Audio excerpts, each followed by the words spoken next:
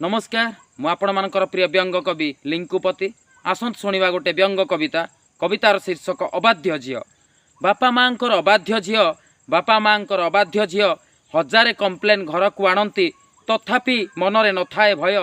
बापा माँकर अबाध्य झील बापा माँकर अबाध्य झील चक्कर काटती धरिकी स्कूटी निजकू भावती भारी ब्यूटी टंका पाई बहु टोकांकु फसई किणी नहीं थांती तांको हृदय।